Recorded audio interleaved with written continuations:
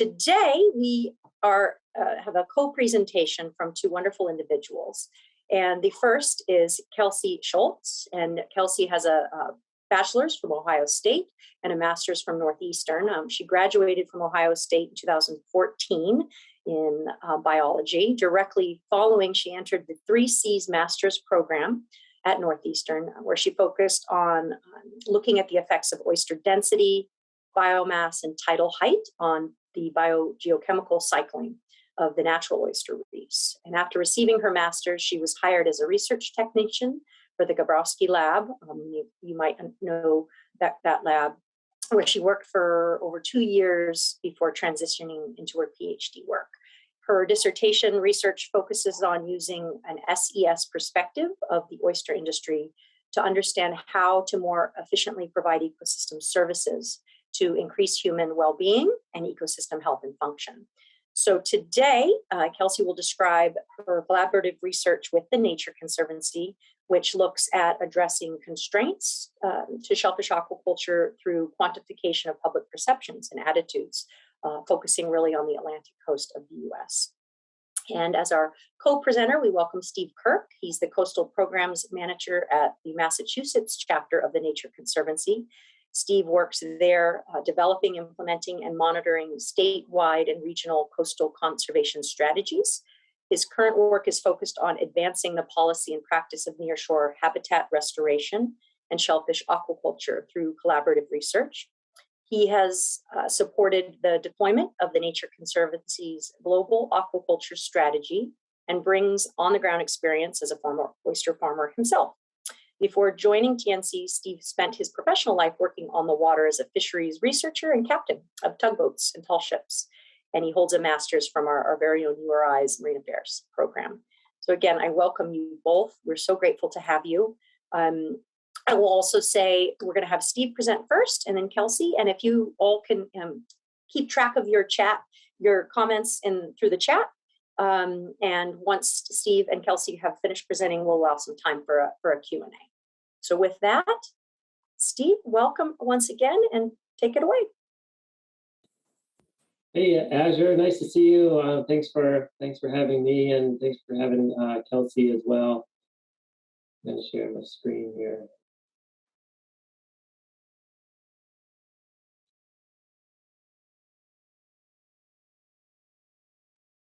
Hi, everyone. Glad to be here. Azure, thanks again for welcoming both Kelsey and me to this presentation. This is a really great opportunity for us to talk about some of the work that we have ongoing at the Nature Conservancy specifically, but then also sort of indirectly with our partners over at Northeastern, who has been supporting some of the research questions that we've been thinking about in the aquaculture space. You mentioned that I am from Massachusetts. I work for TNC in Massachusetts, and Rhode Island is near and dear, as I was a former student at the Marine Affairs program at URI, and was doing that at a time when the Shellfish Management Plan was coming together in Rhode Island. So well familiar with your management planning, which I think is always really helpful, and I think the way that the folks in Rhode Island approach that is really to be emulated. For those that don't know, the Nature Conservancy, we are an international environmental nonprofit organization, and we have offices in all 50 states, in over 70 countries, with a big mission to conserve the lands and waters on which all life depend. And that's a big mission that touches down in a lot of different places in a lot of different ways. We're here to talk about aquaculture today.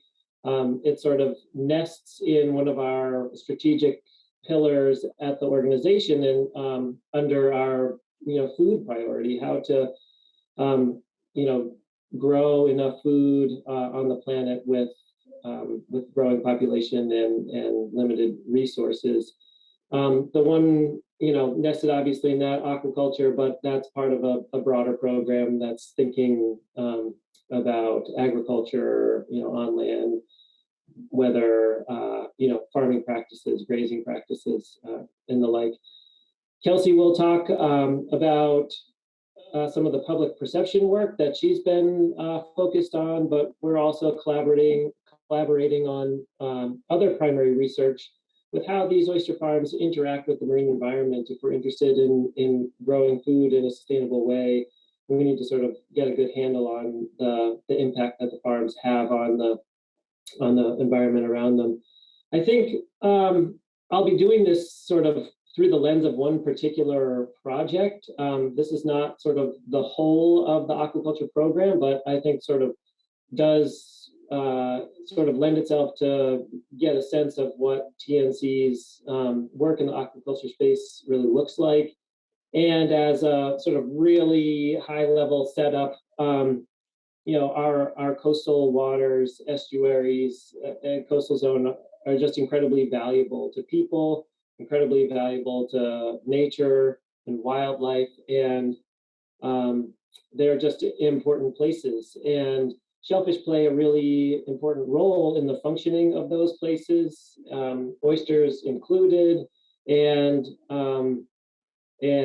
we know that the historic extent of oyster populations and their habitat is significantly reduced from historic levels, and with that reduction, taking the ecosystem services that these animals and their habitat provide away from the system, and so our general response has been to think about restoring that habitat and those populations.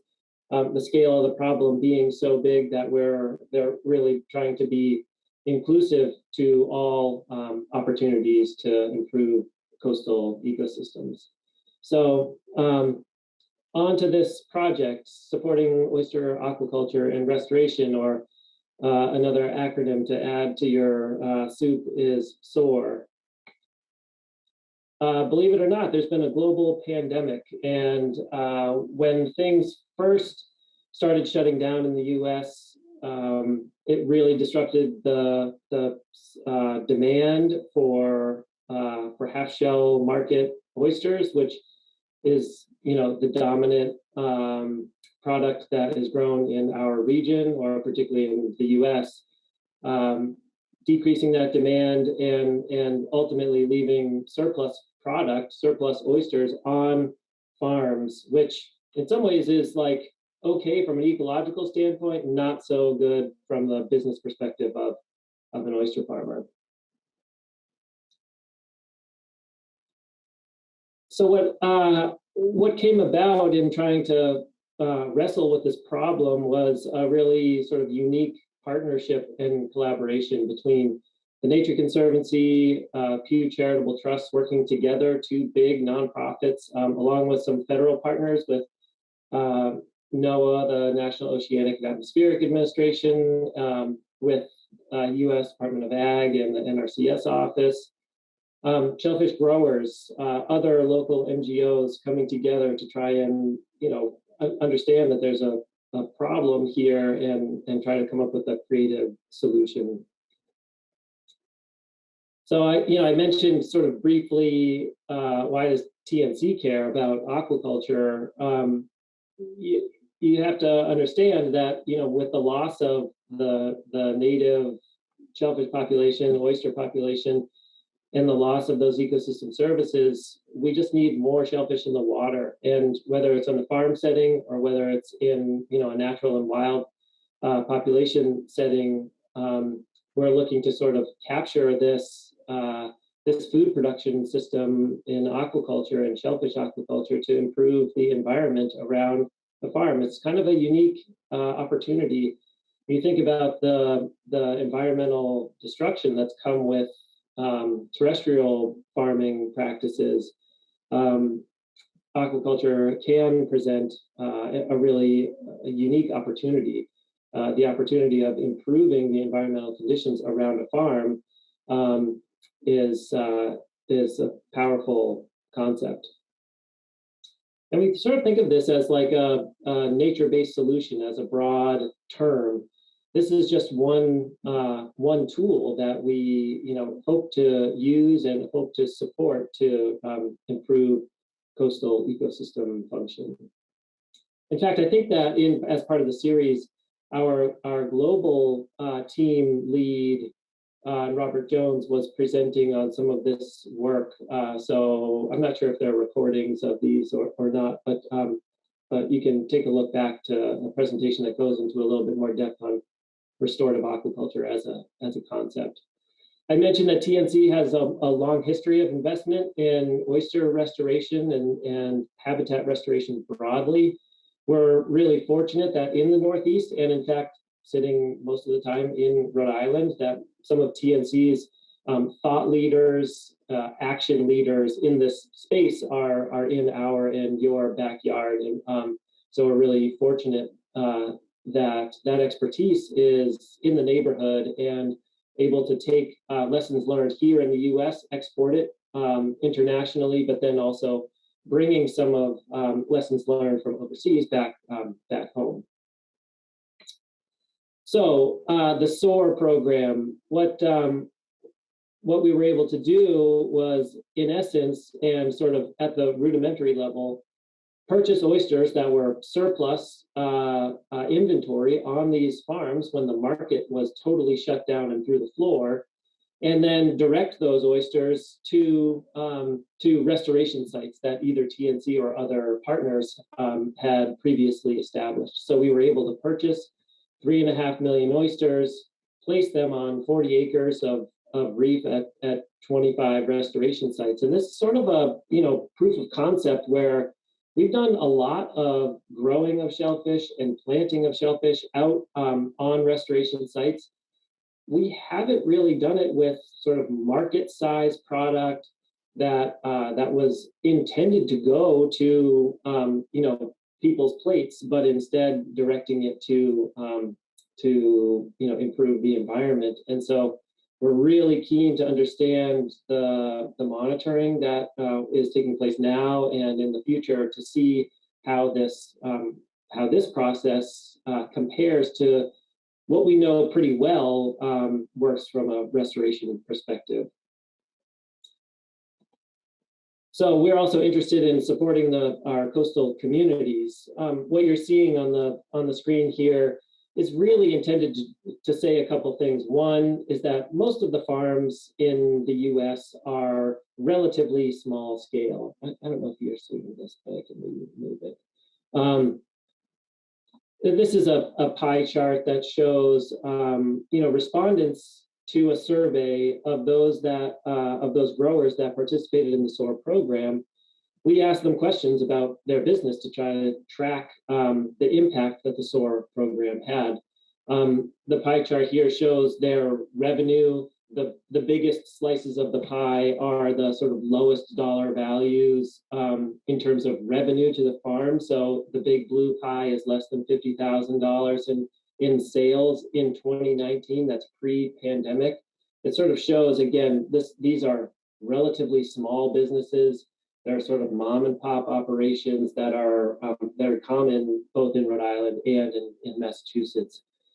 When we're talking about several thousand, maybe north of $10,000 in payment to these growers, many of them, that was a really significant slice of their normal revenue. And so we're able to see that of the 125 growers that participated, we were able to support 450 jobs, and we're just hearing from the growers that participated that it's been a very beneficial program, again, to those who were able to participate.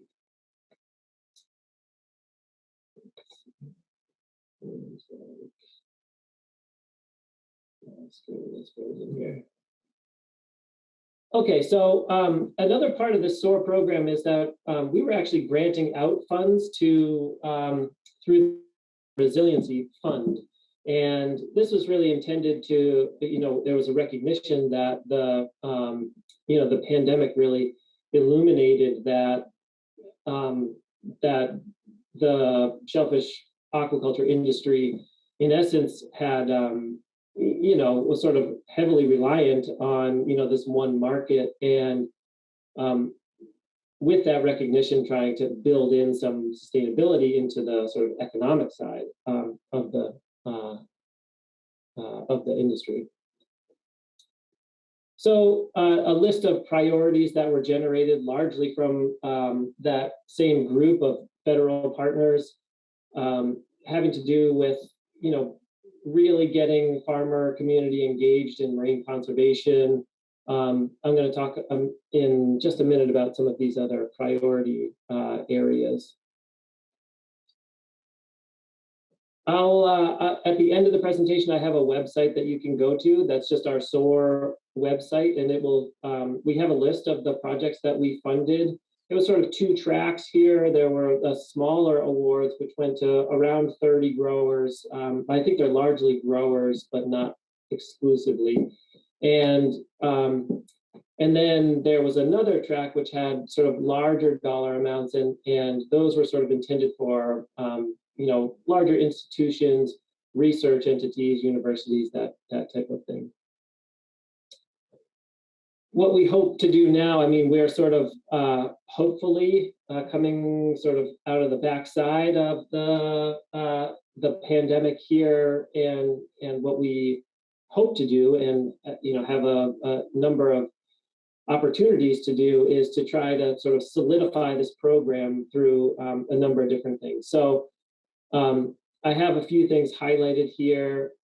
We are really interested in supporting the aquaculture industry such that any future development is done in a way that sort of accounts for the benefits that these farms provide. So, a payment for ecosystem service model. There are a lot of different sort of forms that could take. I think really, so these are some things that we're thinking about in Massachusetts: long-term market development. If a farmer can depend on and plan on having a restoration sort of carved restoration component sort of pre-sold, ready to go on a section of their farm, they may manage their farm in a different way, and all of that sort of to feed the restoration market. This is a market that we're keenly interested to develop, because doing small scale sort of pilot demonstration scale projects here and then another one over there is not the way that we're going to get to sort of ecosystem scale impact. And so bringing the aquaculture industry in, which is not a new arrangement, but doing it in a really intentional way, we think is going to lead to longer term success in larger scale restoration opportunities. Kelsey will talk a bit more about other barriers that are associated with just the aquaculture industry, so I won't steal any thunder there. And excited for her presentation. What you see here are a couple of websites that are really directed toward the SOAR program in general. We have a landing page on nature.org/mass aquaculture, which talks about in a little more depth and breadth around the SOAR program and how that's touched down in Massachusetts. Some of the other primary research that we're working on with Northeastern, and then there's a link to a video that sort of captures some of the work around the SOAR program. I will say in closing, Rhode Island was not a participant in the SOAR program, but the reason for that being, there's in essence already a SOAR-like program that is underway in Rhode Island that's implemented by your fisheries agency in the DEM and operated and funded through the Department of Ag and the NRCS office. It's something that I in Massachusetts have been really interested in understanding how that works, and we're actively trying to replicate that in Massachusetts. So kudos to you all in Rhode Island for being ahead of the curve on the farmer-supported restoration model. So that's what I have for my presentation. Thanks very much again for having me, and looking forward to Kelsey's presentation, and if there are questions, we'll take them after that. So thanks very much. That was fantastic. Thank you, Steve. It's nice to see your face again from back in the shellfish management planning days. So, and I'm looking forward to the complementary sort of work that Kelsey will present. So take it away, Kelsey.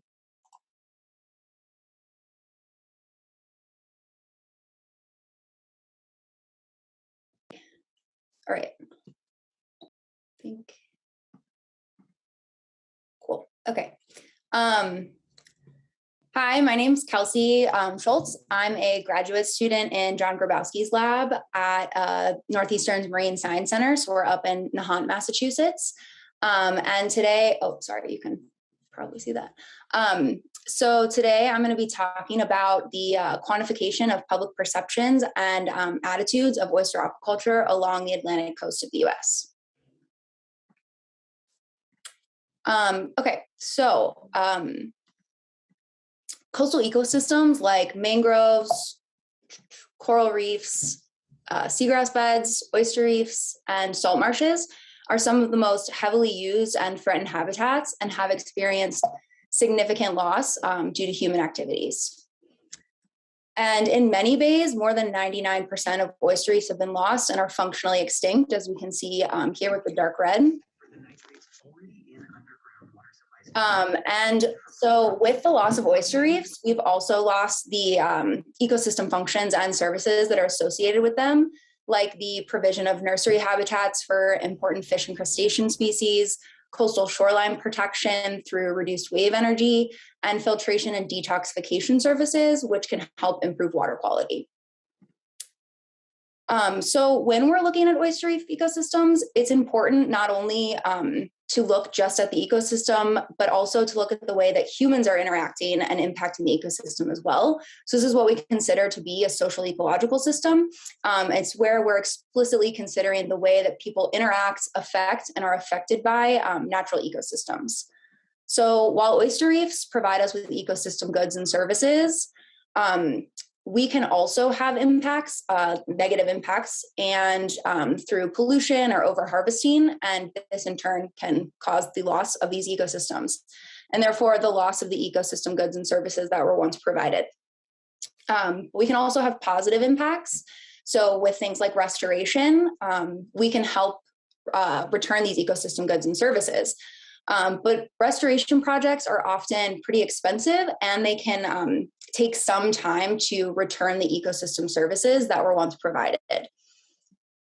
So because of this, the potential for oyster aquaculture to serve as a way to restore ecosystem services has been proposed, as farms have been shown to enhance fish populations through habitat creation, and they also have a high potential to mitigate nutrient pollution and help improve water quality. But there's a large gap between current aquaculture production and the potential for aquaculture production. And this can largely be attributed to negative perceptions of aquaculture. So some forms of aquaculture can be pretty destructive, like this shrimp farming that's shown in the picture. Because aquaculture is often in near shore environments, use conflicts can also arise with the public. Scenic value can also be an issue for the same reason, as you can often see aquaculture from the shore. And also permitting can be a pretty big barrier because the permitting process can vary between local and state government. So we wanted to determine the factors that drive coastal residents' support and opposition to oyster aquaculture, and see if this support is influenced by identifiable aspects like resource dependency or environmental connectedness. And we wanted to see if support or opposition differed regionally along the eastern US. We also wanted to see if gear type or visual indicators influenced acceptance or opposition to oyster aquaculture. So to do this, we included 4 regions. So the Gulf of Maine, where we had Maine and Massachusetts, and these numbers indicate the number of responses we received from each state. So in Maine, we had 200 responses, and in Massachusetts, we had 800. In the Northeast, which we included New York and New Jersey, we had 200.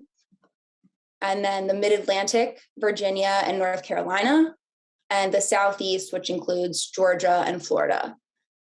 So we had a total of 2,224 responses, And these surveys were distributed via a Qualtrics panel, and residents were selected at the coastal county level, and we selected an additional 600 at the coastal zip code level in Massachusetts. So we asked, would you support the expansion of oyster aquaculture in your state? And surprisingly, 65% of people said that yes, they would support aquaculture expansion. And this is surprising because there are often a lot of reports of opposition and NIMBYism to aquaculture. But when we're looking at residents at the coastal county level and not just along the coast, we're seeing that the majority of people are largely supporting the expansion of oyster aquaculture in their state. So when we break this down by region, so the colors will remain the same, with blue indicating Gulf of Maine and orange indicating Southeast. And then the darker shades represent yes, they would support the expansion of aquaculture, and no, the lighter shade being no. So we don't really see a difference regionally. Most people in every region indicated that yes, they would support the expansion of oyster aquaculture.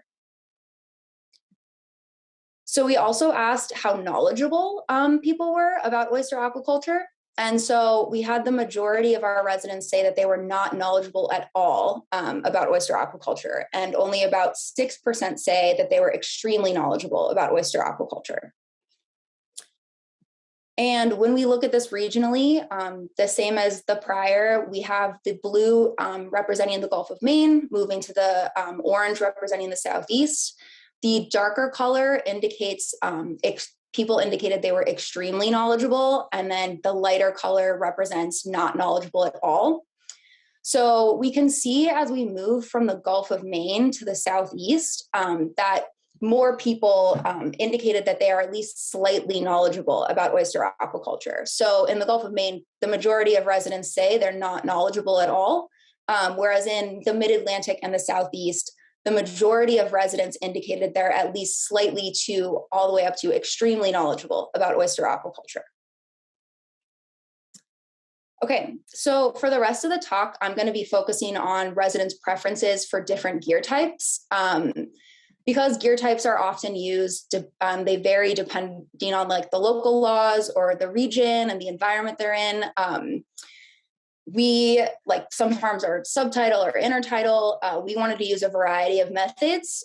So these are just showing, these are actually 2 farms in Massachusetts, one intertidal, one subtidal, but they use a variety of gear. And so I wanted to try to represent gear types used for the entire East Coast. So I created 7 different 7 pictures of different gear types that are most commonly used by aquaculture farms on the East Coast.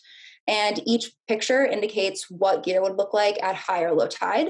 And then we asked coastal residents to rate this on a scale from 1 to 10. And I grouped these gear types by relief of low, medium, and high, where low would be considered the most similar to a natural oyster reef, and high would be where the gear is always visible and less like a natural reef. So for our low relief gear types, we have bottom culture and open trays. And the picture on the left indicates what it would look like at low tide, and on the right indicates what it would look like at high tide. And so once again, these relief types are the most similar to what a natural oyster reef would look like. Moving on to our medium relief gear types, we have rack and bag, suspended culture, and condos. Once again, left indicating low tide and right indicating high tide. And so these gear types are generally higher off the bottom and more artificial, but they're most likely covered at high tide. And then moving into our high relief gear types, these are the gear types that are most artificial and can clearly be seen at both high and low tide. So we have our floating cages and our long line.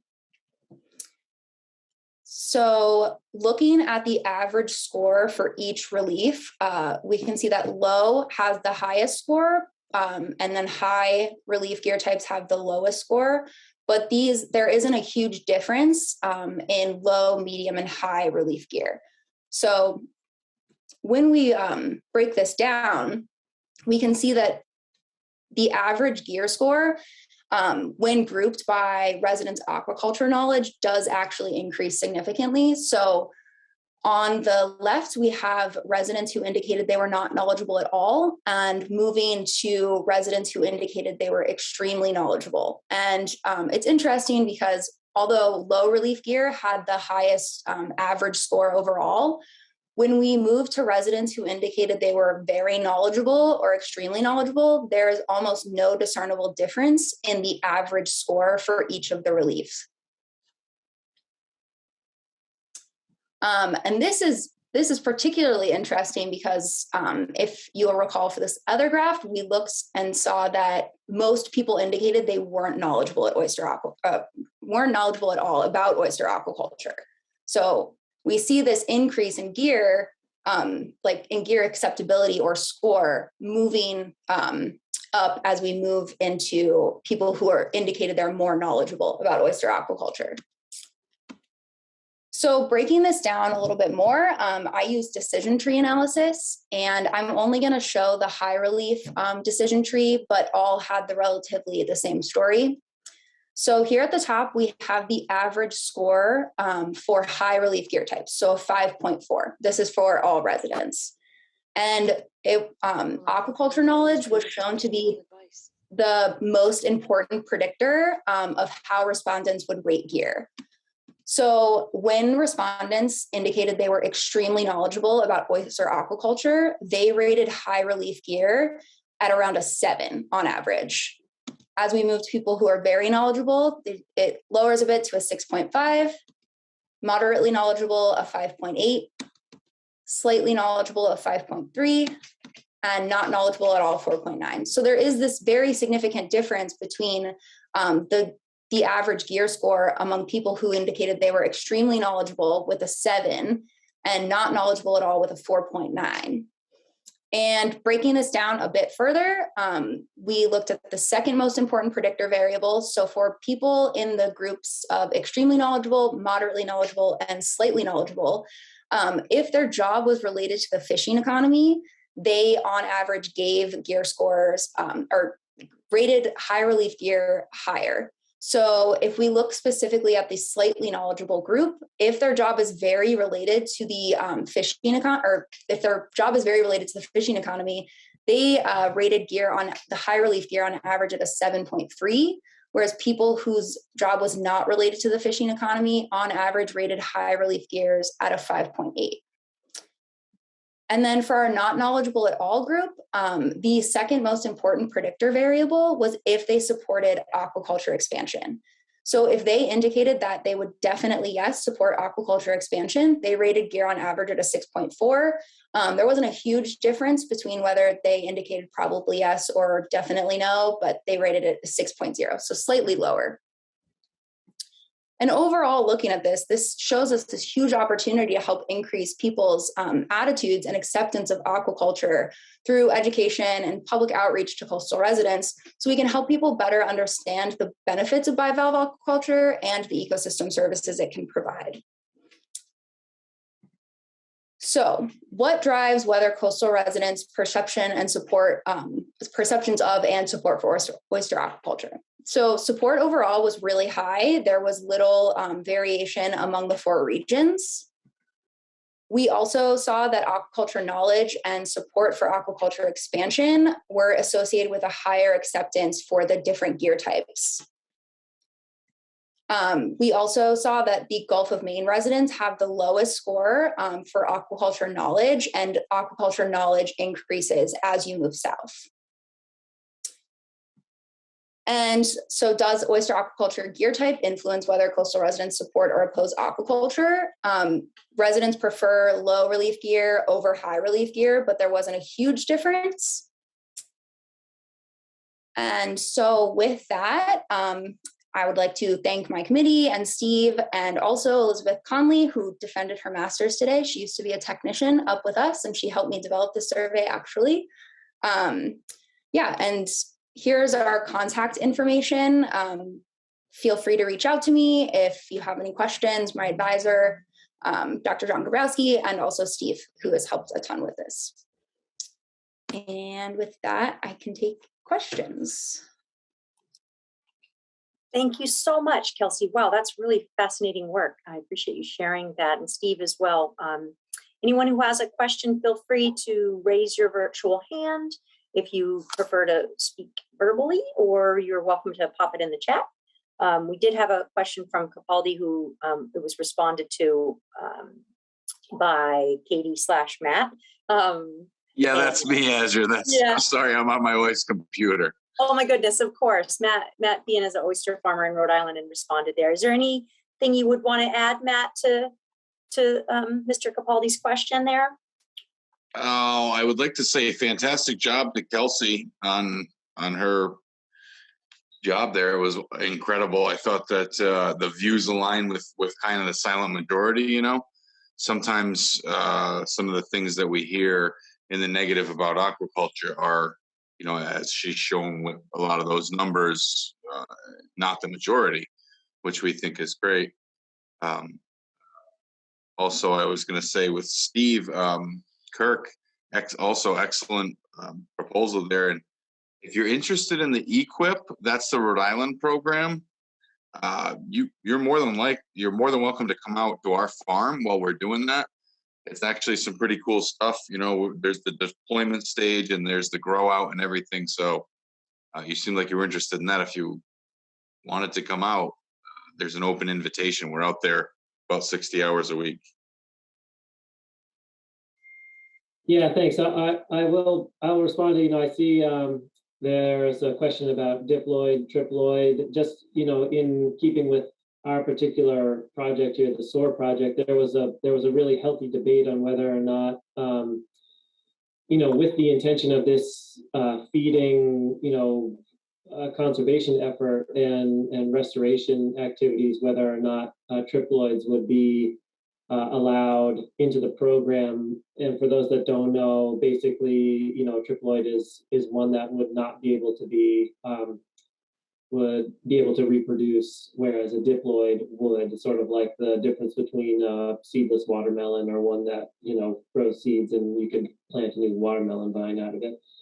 The ultimately for the SOAR program, we did allow for triploids as an element of this project was sort of dual focused. One was COVID relief, another was for ecosystem improvements. And, you know, as we're looking ahead, I think some of the questions that will, you know, be a big part of how this will roll out in the future will be, you know, around genetic diversity. The genetic question, I think, is a really important one.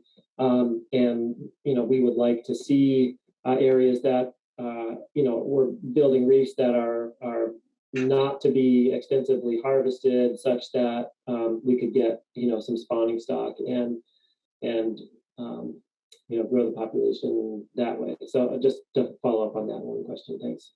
Yeah, Steve, we're actually doing some studies now with 3 and 4 different lines of genetics. Eric Schneider at DEM there. He's got a bunch of projects going on in Ninigret Pond with us. And we're doing triploids, we're doing diploids, we're doing northern, southern. So we're really trying to dial in on what is the best thing to use for, you know, ecosystem enhancement here. Yeah, you got a great resource in the USDA lab and your whole team of really well-trained scientists and participation in Rhode Island. And yeah, we've been eyeing the EQIP program, which we've had a different version of in Massachusetts. But we've been talking, you know, with your NRCS office and ours. So thanks for the questions. Good, great. Yeah, also Eric Schneider is actually a grad student in our lab as well. So that's cool that you guys are working together. Yeah, it's great. Thank you very much, Kelsey. And thank you, Matt, for joining. Cam, you had a question? You want to go ahead and ask it? Yeah, I had a question, and this is geared towards Rhode Island presentation, right? Azure, our attendees are mostly local. It does look. We look like we have some across the region. I see some colleagues from Massachusetts. I just want to be honest about my Yankee bias, and I was surprised to find that the knowledgeable data was the same across the board, but I was wondering if based on region and gear types, there was a slide on the knowledgeable about types of gear, but I didn't see a regional correlation there. Did you have a regional correlation for that? So there wasn't any correlation regionally, so I didn't show it. But yeah, through the decision tree analysis, we plug all of those things in, and if they're important, they pop up. If not, they get trimmed. So yeah, regionally, the preferences for gear type didn't vary at all. Okay. So I mean, across the East Coast, everyone seemed to be like 5 to 7% knowledgeable on aquaculture, but it didn't vary based on their types of gear. Yeah, correct. Cool. Thank you. It looks like, thanks, Cam. Thanks for that. Don Libby has a question. He asks, did Kelsey consider historic competing uses of the water on public perception other than aquaculture knowledge and gear views?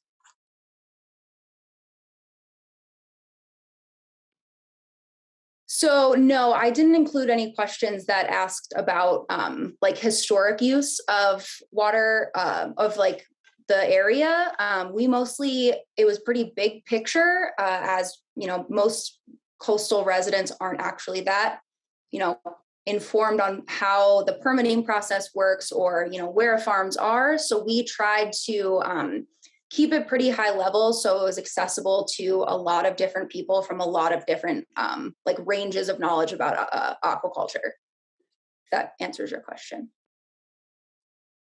Don, did you have any follow-up, or did that answer your question? Feel free to chime in if you do. If not, we do have another question from Bowen. Could you explain why Rhode Island estuaries are threatened and what role oyster farming can play to help with that? Steve, that might go to you to start. Yeah, I might sort of broadly answer that, which, there are a whole host of reasons, and they, can be really site specific, but generally speaking, in Southern New England, almost all of our coastal waters suffer from nutrient pollution as a primary driver to ecosystem degradation. The drivers of that mostly around development on land use practices, either from farming practices, but primarily from wastewater treatment and stormwater runoff. All of those things drive poor water quality. So I would say that, a role that aquaculture can play, I would say, don't be fooled. And I hope that my presentation wouldn't have led anyone to believe, it was an aquaculture focused presentation, but the scale of the problem will not be solved by, expansion of aquaculture. We think of aquaculture and restoration as one tool to address a suite of problems, one being water quality. There will be no improvement to coastal ecosystems without sort of stopping the flow of excess nutrients. That said, there is a role for restoration in aquaculture to improve coastal ecosystem function from a water quality perspective, from an improved structural habitat perspective for fisheries production, and ecosystem function in general. So that's a short answer to a long list of problems and solutions. Thanks, Steve. That's great. Any other questions? I don't see any hands up, but feel free to just jump in. Cam? Yeah, I guess I should have introduced myself. My name's Cam. I'm Executive Director of Ocean State Aquaculture Association. We're the 501c6 lobbying arm for Rhode Island oyster farmers. But we just got our 501c3 status for our, charitable arm, which is educational purposes on the benefits of aquaculture. So I'm looking at your data and I'm texting my friends like, oh my gosh, we can cite this all day, for all these grants. There's clearly a need for what we're trying to do. So thank you. But my question is for Steve. We submitted a SOAR grant and it wasn't approved, but we were trying to do recreational clamming. And the whole thing I liked was we got a municipality. We're regulated by CRMC, DEM, to all come to the table to see how they would regulate and self-sustain planting clam seed in the pond and have a lease for that area for tourists, to come and access and dig their own clams, because there's certainly less, as a means of, educating them on the benefits of shellfish and all of that. And I'm just wondering how I can further tailor that to SOAR, and what I was missing and who I should be going after, because I thought it was a great idea. And the fact that I got these 3 different government bodies willing to sit down and talk, about fee sharing and everything, I thought was an anomaly in itself. So. Yeah, thanks, Kim. It's there were a lot of proposals, and I wasn't on the review committee, so I can't take blame for it. I think it's, one thing, it's sort of an analogy in my experience in Massachusetts. I'm not sure if, those in Rhode Island recognize that in Massachusetts, the municipalities have significant control and ultimate sort of decision-making power on natural resource use, including for shellfish management. There's a long history of the municipalities supporting, propagation efforts, rebuilding stocks for the direct purpose that you're talking about, for rec harvest. And that's something that, I struggle with all the time. There's this deep history and culture around recreational and commercial shellfish harvest. And we're approaching, at least through this particular project, trying to support the aquaculture industry and trying to improve the environmental condition, and to set up a program where you're actively planting for basically a put and take fishery. We don't see the strong value to the ecosystem, which is sort of the Nature Conservancy bottom line here. So I think there's some analogy. I think it's great you're able to get the players to the table. Yeah. We can talk. No, thank you. And I appreciate it. Just wanted to, it seems like the stars align. People change in government. And while I've got some that are willing to sit down and hammer this out, I wanted to find somewhere that I could get this done. But thank you. I appreciate it. Sure. Thanks, Cam. Thank you, guys. And we do have another question. Thoughts about why the differences between Maine to Florida, Kelsey, on that front? Yeah, I do have a couple thoughts. In the South, oyster farming is a bit more prevalent. There's a longer history of it, and there's kind of a culture around oysters, whereas that's more of a recent thing up in the Northeast, especially as you move forward from Massachusetts into Maine. Island Creek up in Massachusetts was one of the first farms in Duxbury Harbor to really, I guess, glamorize oyster farming. And now it's kind of blown up here. So I just don't think coastal residents are quite aware of it as much as they are in the South, where it's just been around for a bit longer. And also in the South, there are still, natural oyster reefs that exist, whereas up here, we don't really have that. So, people tend to be a bit more, I guess, aware of what's going on with those environments. Excellent. Any other questions? Just feel free to chime in.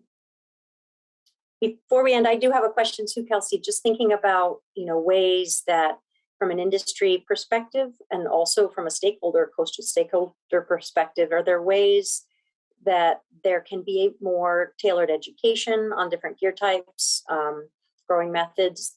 So I know there's always that separation from doing the research. I'm the researcher. I can't necessarily offer direct policy recommendations or changes, but just some of your thoughts on how we could do sort of as communities, as states, better jobs on providing information to the public. Yeah, so actually another chapter I didn't talk about for my dissertation is I'm looking directly at the ecosystem services of different gear types. So I'm looking at denitrification and fish habitat production for different fish. So we're doing that at Island Creek and Katuitt oysters. And so I'm trying to like directly quantify the ecosystem services that are being provided by these different gear types. And so therefore we can use both that information and this information from the survey to help say, like, you know, racks provide better habitat for fishes. So like, you know, could we help educate people on these ecosystem services that are being provided by these specific gear types? So it's all kind of working in conjunction. So yeah, hopefully that will help inform. And we also do work with NOAA, both down at the Milford Lab and up at in the Gloucester office. And so yeah, we're working with them a lot to try to help, you know, give them our findings and help, I guess, inform everything. Awesome. Thank you, Kelsey. And Steve, I think one more question for you in the chat from Kenny is how does TNC approach conflicting uses with siting restoration practices and projects in heavily used recreational areas in already clean water? I guess sort of a siting question in terms of your project. Yeah. So it's a great question because like where to do this work. But you know, I think it sort of goes hand in hand. Like where should aquaculture be sited? Siting is a huge issue. I think you know you can sort of flip the script and say it's a huge opportunity to try and do things well. We think of it sort of from the ecological side, where is the threat, where's the opportunity. So it also depends on your goals. I mean, we're doing projects that are relatively small to try and prove the concept here. It has been proved outside of the region. We're trying to sort of bring this practice to Massachusetts, to New England. So the ecological side, you know, there's a fine line. There's, you know, areas where, you know, the water quality is good enough that it may not need this type of activity. There's also areas that are so degraded that you're likely to not be able to, you know, plant live shellfish for the potential that it will be harvested. People could, you know, become sick, and then there's, you know, there are sort of ripple effects to industry members. You know, so we're sort of in this area of trying to cite these from a water quality perspective, where there is a water quality improvement need, but also where it's not so bad that you know, from a regulatory perspective. So there's like the ecological side, there's the permitting side, and then you know there is the stakeholder engagement side, where you know where does it make sense from the existing uses at that site, and all of that comes into play through the permitting process. Is sort of where the rubber meets the road. I think there's you sort of it would serve any project proponent well to really understand the community, really understand nearby residents and their wants and desires, and bring them in as supporters.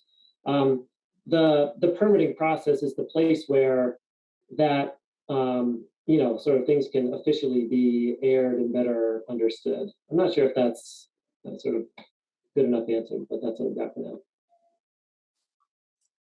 Those are great points, Steve. Thank you. And Dwight has a question about you know, NIMBYism and whether there's some push or for next steps in surveying residents of property on the water, whether that's something to target.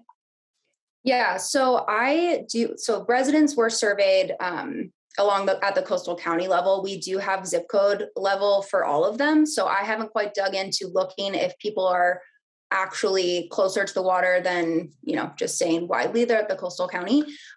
We have not, you know, we don't have plans to survey just, you know, waterfront homeowners, but that is a direction that would be really interesting to see, you know, specifically with the homeowners in Duxbury, to bring it back to Massachusetts where I'm familiar. You know, you have these huge homes on the water and tons of oyster farms, and they overall pretty much love it. And so it would be really interesting to see if there is a difference just for, I guess, coastal homeowners.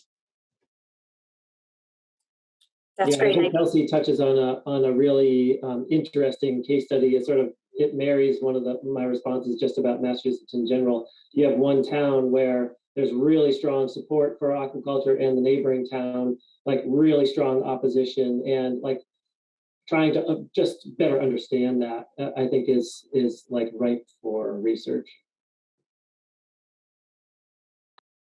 That's excellent. Thank you. And you probably have reached out to the Massachusetts Sea Grant team, but I see Abigail Archer is on the call too, and she's works with the aquaculture industry very closely in Massachusetts, on the Cape especially, and so would be a wonderful resource. Could I jump in for a second? Please, Matt. Yeah, I would just like to point out also that I feel like it's kind of on us as farmers too, to make sure that that positive public opinion is there, is created, is maintained. I mean, you can do aquaculture in ways that people aren't going to like it, and you can do aquaculture in ways that people are going to like it. And, you know, if you surveyed people and asked them what they liked, and I think that, it's on the farmer that to be, what do I want to say? It's a privilege to be leased these lands. It's not really a right. And it's kind of goes back, it like harks on the tragedy of the commons type stuff. Like, this is public land, and we do understand that 100%. And I think that everybody just has to be very on board with being a good neighbor is not an option. You have to. We're going to be under a microscope. We're out there in the water, people can see us. You have to do, you have to follow best management practices. You have to, even if, not as productive as your farm could possibly be, the social aspect has to be factored in. Can't drive that point home hard enough. That's why I'm president of Ocean State Aquaculture Association, because I want to make sure that that point does get driven home and does get spread, that we're not just, a bunch of people, farmers and stuff, being like, what are you going to do? Where, we want to work with everybody. We want to make sure our farms aren't not liked.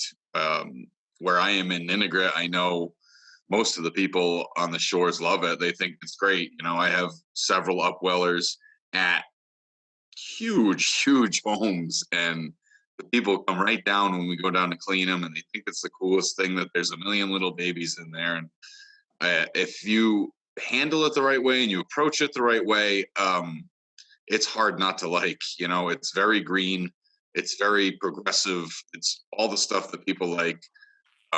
But you have to suit it. You have to do it right. You can do it wrong, and people will legitimately be upset, and nobody wants that. So I hope we can all get together. Pre-pandemic, we were doing those workshops where we were getting all of the community people together, and I think those were working great. Maybe we can continue those after the pandemic. But outreach is important. Getting people to the table is important. People have legitimate gripes, and farmers have to understand that and work with everybody. Kelsey, I think the research that you did is phenomenal. It shows that people do like what's going on, and that there are some people with problems, but those problems might all have a common denominator too. So we'll just keep an eye out. Thank you. Yeah, thanks. That's great, Matt. Thank you. And some comments in the chat appreciating your point of view and recognition of that, and sort of Dawn Libby mentioning that not everyone thinks that way, but sort of should, and that there's some perhaps some improvements that could be made in terms of our Rhode Island notification process, which the state has been working on.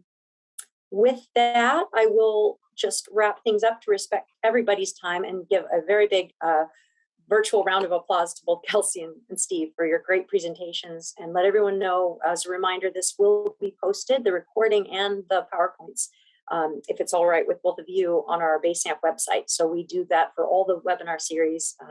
You can find the last month's presentation by Robert Jones of the Nature Conservancy on restorative aquaculture, and then those going in since last fall. So please join us for the next one in May. We'll talk about best management practices and floating gear with a national aquaculture perspective with Chris Shalaki from the NOAA office, and then a more local regional perspective with Robert Rowe, the director of the East Coast Shellfish Growers Association. So that will be really exciting. May 9th, look out for the email notification and the posts on that. With that, again, I will say thank you very much to all of you for joining, and again to our presenters. Have a lovely evening.